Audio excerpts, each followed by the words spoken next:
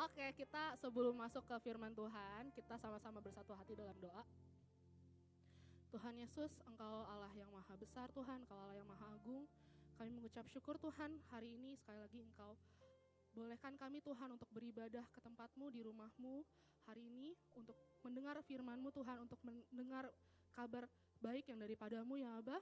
Tuhan, aku berdoa Tuhan, biar Engkau yang berikan kepada kami Tuhan, telinga seorang murid Tuhan, biar kami bisa menerima apa yang menjadi pesan-Mu pada hari ini Tuhan, biar bisa menjadi bekal yang baru buat kami, biar kami bisa semakin serupa Tuhan dengan Engkau ya Abah. Tuhan, aku juga berdoa Tuhan, biar apapun pesan yang hamba-Mu sampaikan Tuhan pada hari ini itu sesuai sama pesan yang mau Engkau sampaikan Tuhan, buat anak-anak-Mu Tuhan di FLCC, kiranya Engkau pakai hamba-Mu Tuhan sebagai alat-Mu ya Abah. Mari teman-teman yang percaya sama Tuhan, kita sama-sama katakan amin. Yes, silakan boleh jongkok, boleh sikap lilin, terserah deh ya. Gue gak peduli banget. Enggak sih. Oke, terima kasih udah pada sila. Selamat pagi teman-teman semua. Oh wow, sekarang pointernya HP Poco guys, keren. Nggak pakai stick-stickan lagi ya, nice. Thank you Kak Iksan. Ayo semua kita bilang thank you Kak Iksan.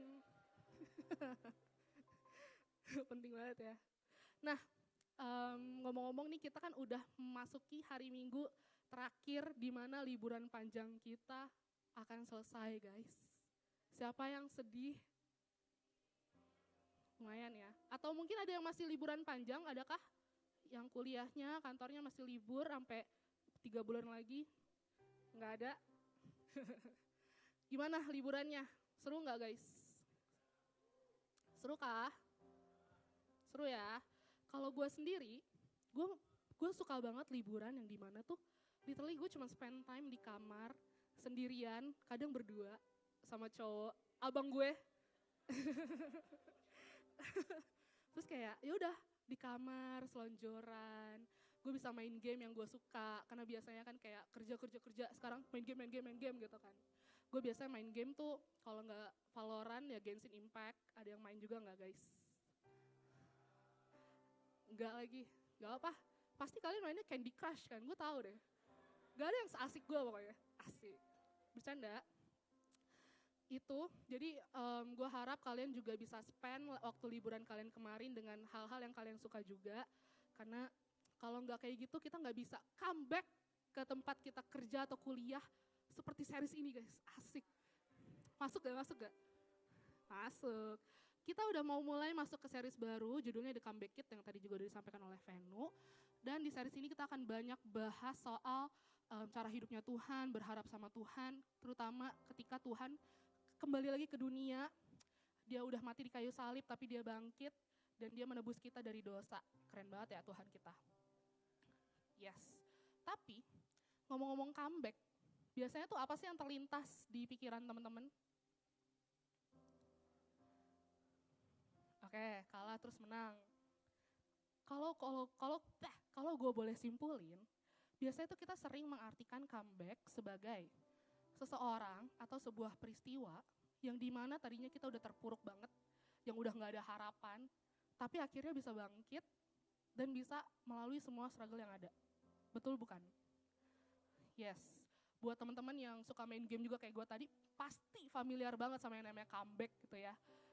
Yang tadinya udah matchnya kayak udah gila hopeless nih, udah gak bakal bisa menang sih. Tahu-tahu kita comeback terus menang gitu, kayak rasanya tuh puas banget, parah. Apalagi gamenya game-game kompetitif gitu ya. Atau mungkin teman-teman yang suka nonton pertandingan olahraga, baik bola, basket, bekel, kayak rasanya tuh familiar juga sama kata-kata comeback. Jadi kayak sebenarnya comeback itu kita udah familiar banget maksudnya apa. Nah, gue mau memulai dengan tebak-tebakan kicil. Ada yang tahu siapakah bapak di depan? Cliff. Oh bukan yang ini. Yang ini. Bisa aja lu. Yang ini. Jack. Bukan Jack. Saha Jack? Gak ada yang tahu? Yes, correct. Keren. Ayo tepuk tangan dulu buat Tuhan. Kita kan gak boleh mencuri kemuliaan Tuhan guys. Ya Yes, betul. Ini adalah Bapak Walt Disney yang adalah bapak dari tikus yang berbicara. Siapa namanya? Donald Duck. Donald Duck kayak duck bebek. Siapa? Donald Mouse, bukan. Capek banget ya nanya di sini ya. Iya, betul. Mouse kan jadinya. Tikus. Tikus yang bisa berbicara namanya adalah Mickey Mouse dan Ratatouille. Betul. Gak cuma satu. Nah, Walt Disney ini kan kita kenal sebagai bapak dari banyak kartun di dunia gitu ya. Ada yang bisa sebutin gak karya-karya dia selain Mickey Mouse, apa lagi? Ya, Donald Duck, Lion King, betul. Ada lagi? Tarzan. Ya, Goofy. Goofy bukannya Nickelodeon? Oh, Disney ya? Sorry. Anyway, kalau gue sendiri, karya Walt Disney yang gue suka banget adalah Tangled. Kalian tahu Tangled? Let's go, Rapunzel. Yes, yang kalau nyanyi rambutnya bercahaya gitu kan. Itu gue banget juga. Coba gue nyanyi ya, bentar ya. Gak jadi. Kenapa gue suka Tangled? Karena jalan ceritanya, karakter-karakternya itu semua 100% sih buat gue. Dan Tangled tuh bisa dibilang sebagai comfort movie gue yang kalau ditonton berkali-kali tuh kayaknya seru banget dan gak bakal bosen. Gue tuh udah nonton berulang kali, gue tuh nonton kayak 2 kali. Lumayan ya, 2 kali, at least gak sekali ya. Gue nonton 2 kali tuh gak bosen. Dan pasti teman-teman di sini juga ada yang punya film-film ataupun seri-series yang ada dikeluarin Walt Disney yang bisa menjadi comfort movie kalian gitu. Tapi yang mau gue sampaikan di sini adalah lebih ke arah si Walt Disney ini awal mula karirnya dia tuh nggak langsung melambung tinggi. Dia nggak langsung menjadi bapak dari tikus yang berbicara. Jadi pada suatu hari, Walt Disney itu ternyata bekerja di masa mudanya di sebuah perusahaan surat kabar. Tapi kalian tahu apa yang terjadi? Di perusahaan dia bekerja, dia dipecat. Alasannya apa? Alasannya atasannya bilang, lu tuh kurang kreatif. What? Walt Disney, bapak yang kita lihat sebagai ikon kreatif di dunia gitu ya. Yang imajinasinya tuh udah bisa bikin tikus, bebek bisa ngomong gitu ya. Pernah dianggap tidak kreatif sama atasannya. Nah, tapi untungnya Walt Disney gak berhenti. Dia bikin perusahaan animasi, tapi ujung-ujungnya ternyata bangkrut juga. Sehingga perjalanan awal karirnya Walt Disney itu dia mengalami yang namanya kehilangan uang, dia kehilangan reputasi, dan bahkan kehilangan kepercayaan diri. Wajar gak? Pastinya kita juga pernah ngalamin ya, ketika ada struggle, pasti kita akan ada masa-masanya di mana kita down. Nah, untungnya lagi, Walt Disney gak berhenti lagi. Dia akhirnya tetap berusaha dan akhirnya karakter Mickey Mouse pun terbentuk. Tapi, walaupun Mickey Mouse udah ada, gak yang langsung diterima semua juga sama masyarakat. Ada masa-masanya di mana Mickey Mouse tuh dianggap sebagai karakter yang ya udahlah ini gak bakal booming, apaan sih tikus, telinganya bulat gede 2 gitu. Pernah diremehkan, pernah ada di titik yang sangat rendah, tapi akhirnya apa yang kita tahu semua? Gue yakin dari kalian kecil sampai sekarang kayaknya kalian gak pernah gak punya barang yang ada Mickey Mouse-nya, ya gak? Kalau gak Mickey Mouse ya Minnie Mouse lah, boleh kan ya? Sekarang dia udah sesukses itu yang sampai di mana Walt Disney juga berhasil ngeluarin film animasi terpanjang pertama di dunia guys. Yang adalah The Snow White and the Seven Dwarfs. Itu adalah film animasi terpanjang dunia yang pertama. Sekeren itu Walt Disney, dia juga udah bikin Disneyland yang ada di beberapa negara. Yang sampai sekarang Disneyland tuh menjadi salah satu destinasi yang gue pengen banget kesana, cuman belum bisa aja. Waktunya mah ada, tapi gak ada duitnya. Yang dia tuh sangat-sangat sukses sekarang. Kalau nggak salah udah almarhum ya? Nggak tahu ya? Iya udah almarhum, rest in peace. Keren. Nah, itu kan cerita comeback dari si Walt Disney. Yang dia udah terpuruk banget, dia akhirnya bisa kembali bangkit dan bisa menjadi ikon kreatif di dunia. Tapi di sisi lain, kita nggak bakal bisa memungkiri kalau kita tuh seneng banget dengar tentang kisah-kisah tentang comebacknya seseorang gitu ya. Kita tuh suka terinspirasi ya Kak. kayak, wah ini orang keren banget nih, tokoh gila. Dia dari yang tadinya terpuruk, terus dia bisa berdiri lagi, itu keren banget, parah. Apalagi kalau kisah-kisahnya tuh dramatis kayak tadi Walt Disney. Mungkin ada karakter-karakter lain yang kalian tahu tentang comeback yang gue nggak tahu. Nah, intinya kita tuh seneng mendengar cerita comeback story. Apalagi comeback story-nya datang dari kita sendiri. Ketika kita sendiri yang mengalami comeback. Tapi, apakah comeback yang kita alamin selalu sedramatis Walt Disney? Enggak juga sih. Kalau si Walt Disney udah ngalamin yang namanya karirnya benar-benar jatuh, terpuruk, apakah kita pernah juga mengalami yang sedramatis itu? Mungkin pengalaman kita nggak sedramatis Walt Disney, mungkin struggle kita nggak yang sampai diliput media, tapi tanpa bisa kita pungkiri, kita mengalami juga yang namanya struggle. Ya nggak? Adakah yang free struggle guys? Struggle less, struggle non-struggle nggak ada? Gue pun juga punya banyak banget struggle, dan kalian pun juga pasti punya. Mungkin struggle kita bentuknya lebih ke struggle yang kita hadapin sehari-hari. Misalnya, teman-teman yang lagi kuliah sekarang, struggle banget sama tugas-tugas yang menumpuk. Ujian tuh nggak kelar-kelar ya. Abis UTS ada ulangan, ada ulangan nggak sih di kampus? Ya anggap aja ada, nggak ada yang. Mungkin abis UTS terus ada tugas, presentasi, belum nanti kelompoknya kagak enak, belum nanti pulang dari kampus, jam kampus masih ada kepanitiaan, masih ada organisasi, belum nanti gue jual risol belum kejual, sedih banget. Terus akhirnya apa? Risolnya dibawa pulang, dimakan keluarga, ya nggak? Sama guys. Mungkin IP lagi turun, mungkin bukan di kampus doang ya, mungkin di keluarga juga. Sehari-hari kita mengalami yang namanya struggle sama orang tua, ekspektasi orang tua yang terlalu tinggi, atau keadaan finansial di rumah, atau apapun yang menjadi masalah di rumah, itu kan juga menjadi struggle buat kita. Gak cuman itu, mungkin struggle di hubungan kita sama kerabat, mungkin sama teman, sama pasangan, sama siapapun gitu. Pasti ada yang namanya struggle. Nah, dan ketika kita mengalami struggle, sangat natural ketika lagi ada struggle. Akhirnya kita mencari apa? Mencari solusi, ya nggak? Tapi terkadang solusinya lebih mengarah ke coping mechanism, ya nggak guys? Solusi slash coping mechanism. Contohnya deh, gila tugas gue lagi banyak banget. Sehari gue ngerjain tuh sampai jam 3 pagi, besok masuk kampus jam 8.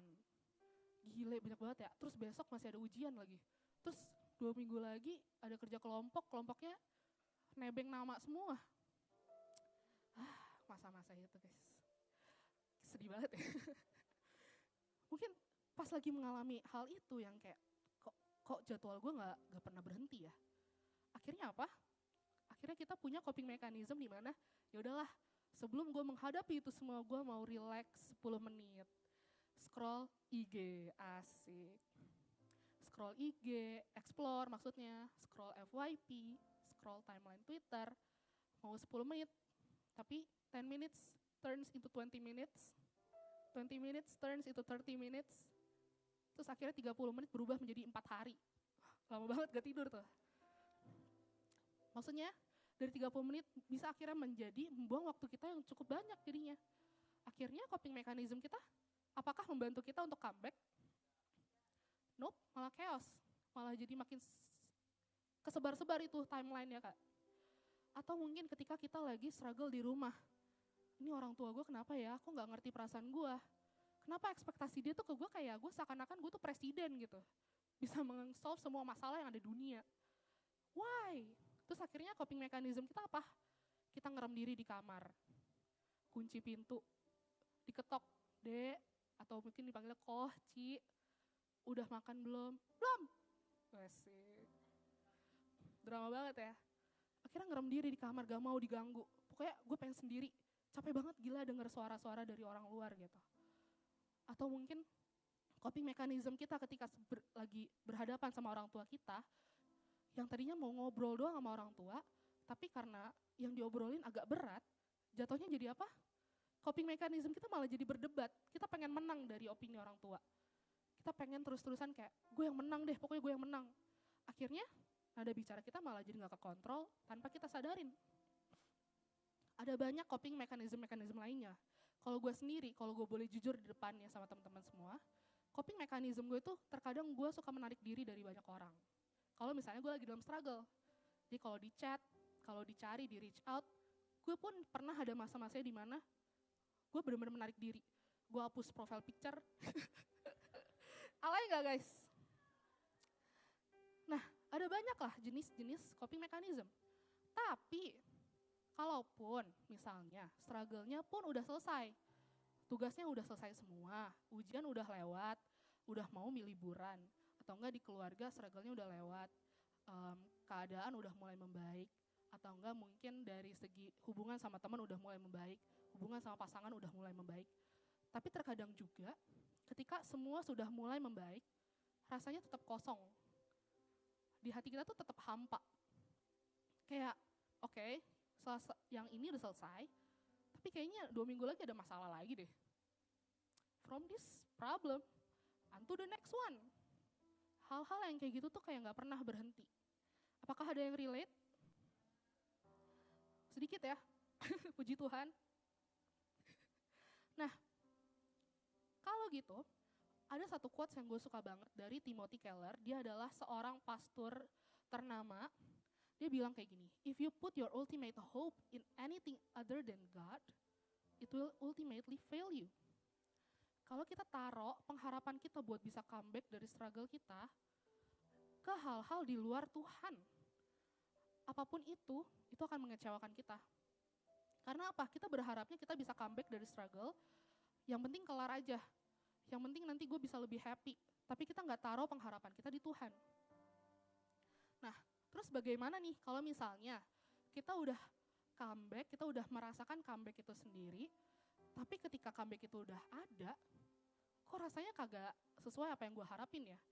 Kok rasanya tetap hampa? Kok rasanya tetap kosong di hati? Gue mau kita sama-sama melihat dari kisah tokoh Alkitab namanya Marta dan Lazarus. Buat teman-teman yang belum tahu, jadi Marta dan Lazarus ini adalah, khususnya Marta, dia itu teman dekatnya Yesus ketika Yesus datang ke muka bumi.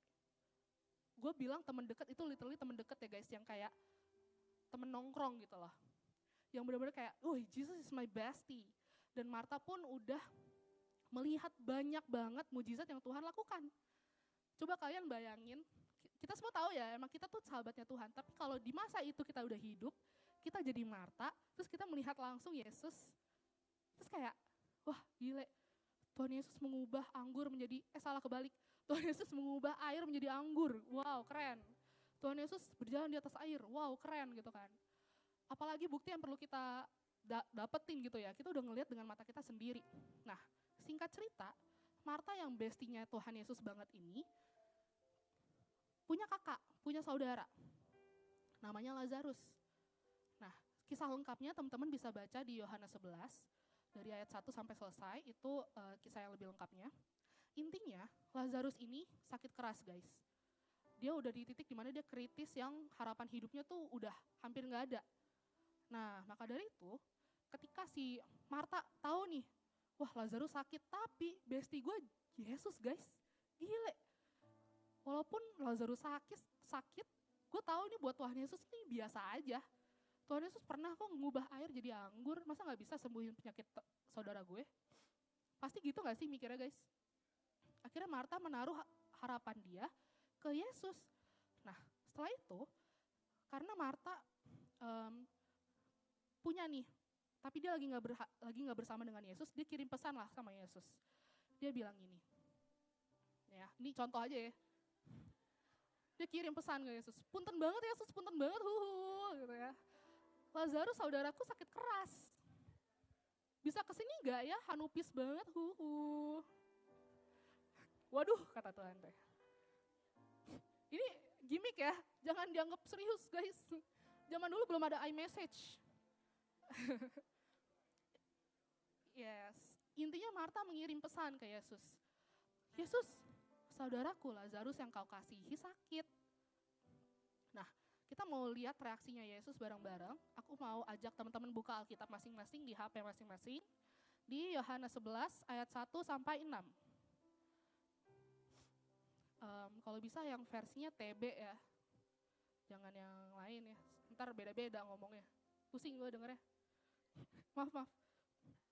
Terus kita baca ayat 1 sampai 6, kita baca bergantian. Yang laki-laki ganjil, yang perempuan genap gitu ya. Oke, udah ada semua? Yang sudah siap katakan amin. Oh belum, oke. Gue tunggu 10 detik lagi ya, 10. Yohanes 11, ayat 1 sampai 6 ya guys. Yang laki kayaknya iya, ganjil. Maaf, short term memory guys. Ya, laki-laki ganjil, perempuan genap. Udah siap? Yang siap katakan, yeah!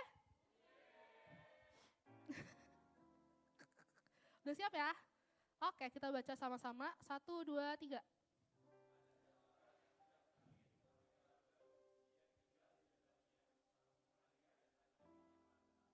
Maria ialah perempuan yang pernah meminyaki kaki Tuhan dengan minyak mur dan menyekanya dengan rambutnya.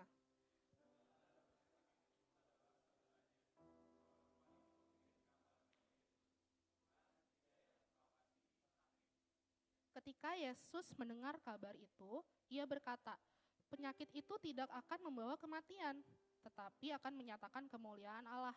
Sebab oleh penyakit itu anak Allah akan dimuliakan.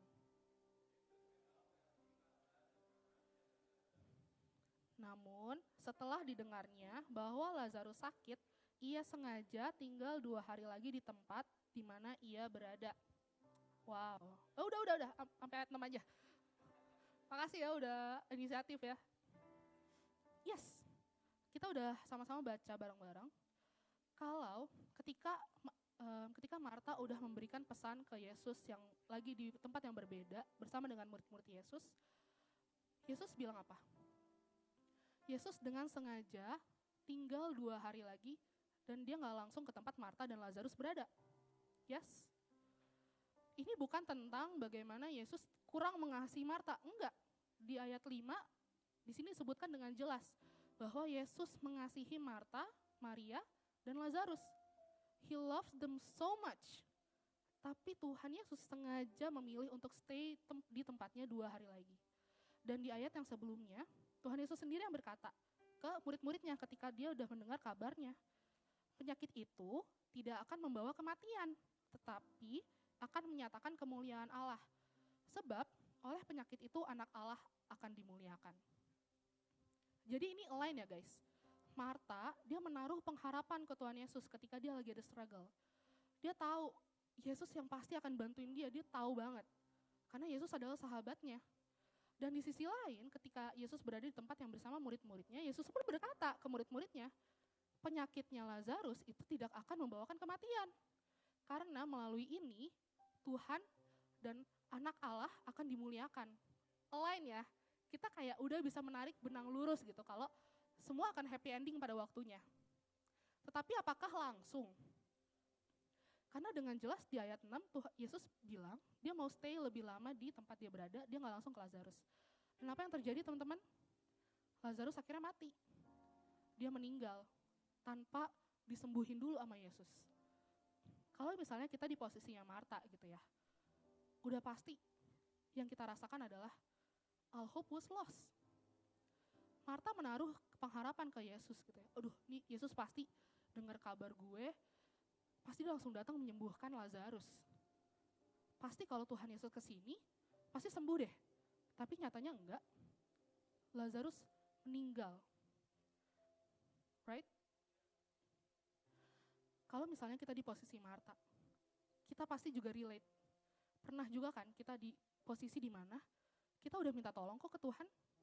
Kita udah taruh kok pengharapan ke Tuhan di masalah yang gue ada sekarang. Gue udah berdoa sama Tuhan. Tapi kenapa lama ya? Kenapa udah blunder kayak gini masalahnya? Kok udah seblunder ini Tuhan Yesus masih belum datang juga? Akhirnya apa yang terjadi? Pengharapan yang kita punya di hati kita akan ada masa-masanya di mana kita hilang. Kita gak punya pengharapan. Nah, tapi yang mau gue kasih lihat di sini adalah bagaimana akhirnya cerita ini berlanjut. Kita baca bareng-bareng lagi di Yohanes 11 ayat ke-21 sampai 22. Perempuan ganjil, laki-laki genap. 1, 2, 3. Kata Marta kepada Yesus, "Tuhan, sekiranya Tuhan ada di sini waktu itu, pasti saudara saya tidak meninggal." 22.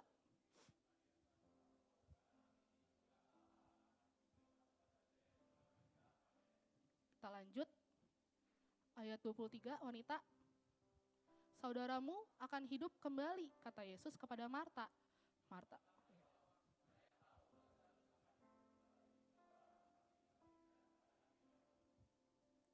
Kita bisa lihat dengan jelas di sini ya. Ketika Yesus datang akhirnya ke tempat di mana Marta berada, Maria berada, dan Lazarus dikuburkan, itu posisinya Lazarus udah meninggal 4 hari, guys. Dimana kayak ya udah nih Lazarus saudara gue udah meninggal, udahlah ini udah pasti kayak ya udahlah gue harus merelakan deh kalau katanya Marta. Tapi di sini Yesus bilang, "Saudaramu akan hidup kembali." Terus Marta mikirnya kejauhan ya nggak? Di ayat yang ke-24.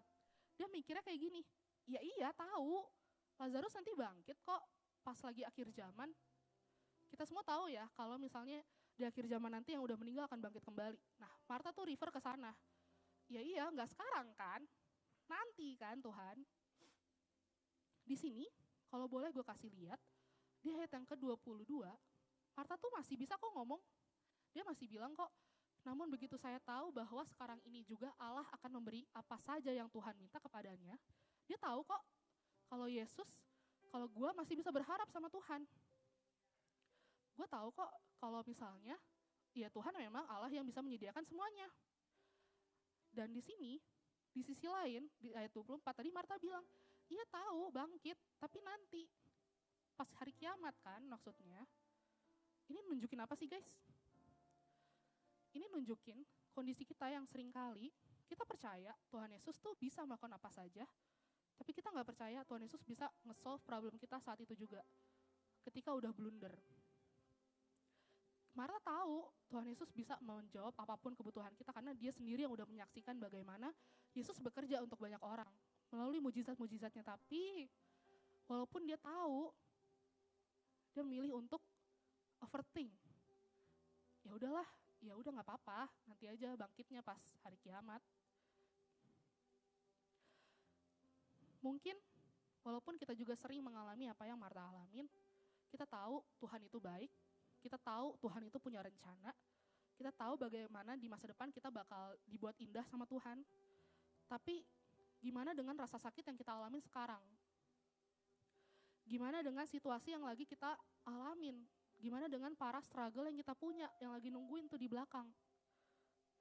Nah, gue mau kita baca bareng-bareng lagi di Yohanes 11 selanjutannya, ayat 25 sampai 27. Wanita ganjil, pria genap. 1, 2, 3. "Akulah yang memberi hidup dan membangkitkan orang mati," kata Yesus kepada Marta. "Orang yang percaya kepadaku akan hidup, walaupun ia sudah mati."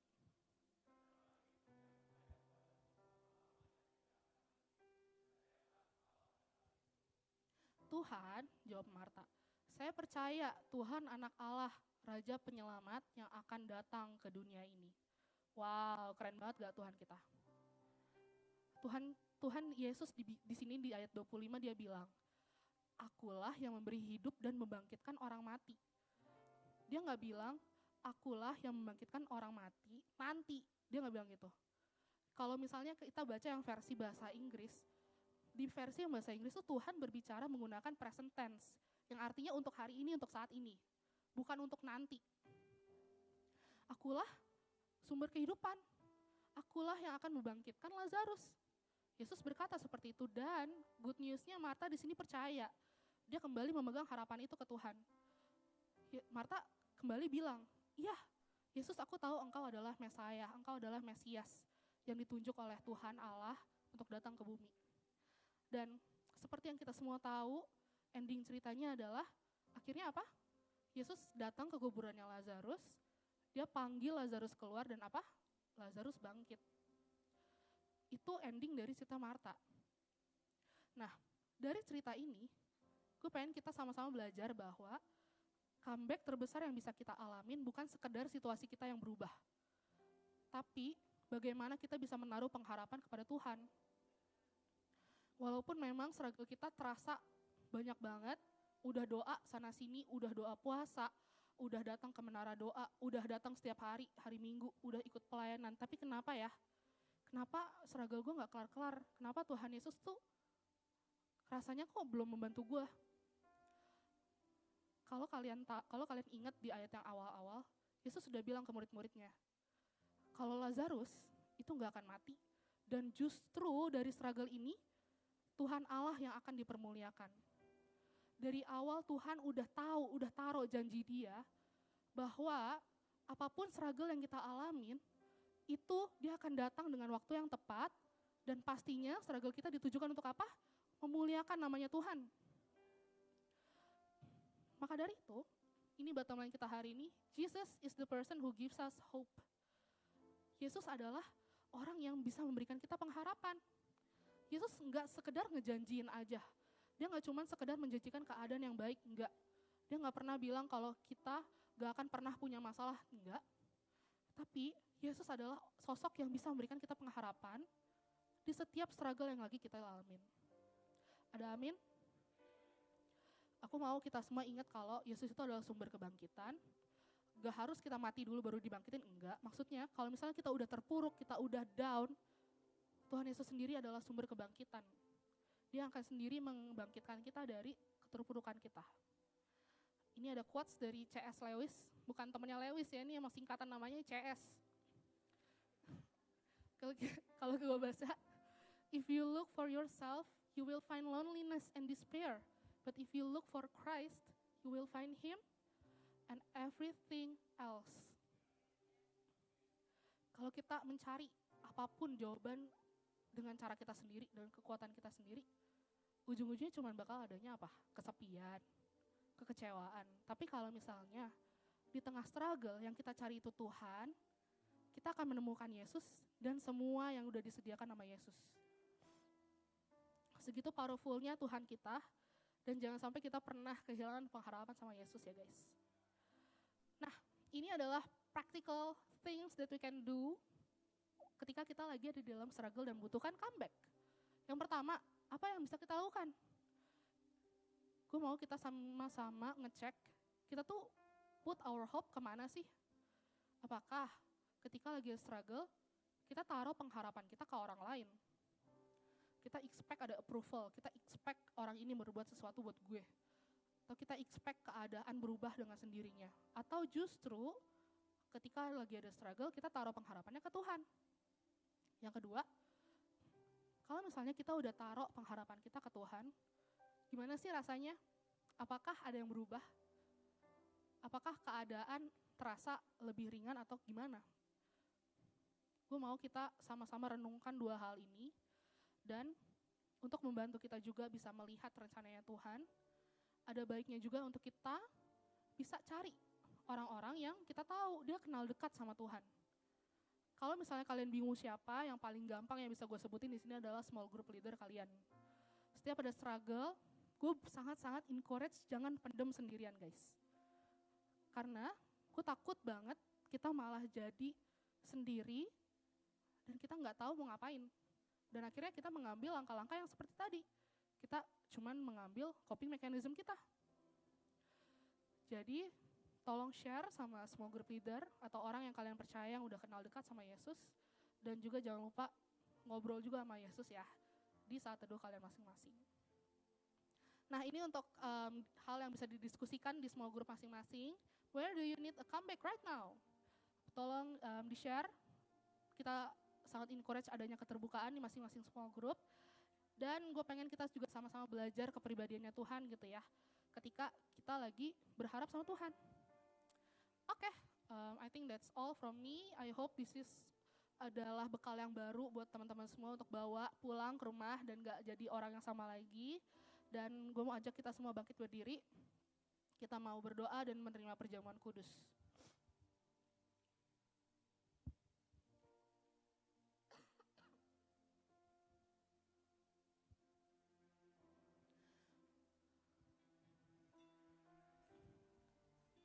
Tuhan Yesus, Terima kasih Tuhan, Engkau Allah yang sungguh pengertian Tuhan. Tuhan Yesus, terima kasih Tuhan, Engkau Allah yang sungguh tahu apa yang terbaik buat kami. Engkau Allah yang sungguh pusat pengharapan kami Tuhan. Engkau Allah yang gak pernah gagal membantu kami, mengangkat kami. Engkau Allah yang gak pernah gagal membuat kami terhindar dari batu. Engkau Allah yang selalu menguatkan kami. Engkau Allah yang tahu masa depan kami. Tuhan, kami mengucap syukur. Tuhan, kami hari ini sudah belajar untuk menaruh pengharapan kami kepadamu, Abah. Tuhan, sekiranya di setiap struggle yang kami alami, Tuhan, kami ingin ada kehadiran dalam hati kami. Kami mau Engkau turut campur tangan, Tuhan, di setiap struggle kami. Kami mau Engkau saja yang bekerja, dan kami mau Tuhan untuk mengandalkan kekuatan-Mu saja ya Abah. Tuhan, hari ini hamba-Mu udah selesai berbicara Tuhan, tapi aku percaya anak-anak-Mu di sini Tuhan bisa mendapatkan hal yang baru Tuhan, pesan yang baru yang daripada-Mu ya Abah. Biar dia bisa menjadi terang juga Tuhan untuk sekitarnya, bisa menyebarkan Injil-Mu juga Tuhan untuk teman-teman-Mu, teman-teman anak-anak-Mu yang belum mengenal Engkau ya Abah. Terima kasih Tuhan. Setelah ini kami mau menerima penjamuan berkat yang daripada-Mu.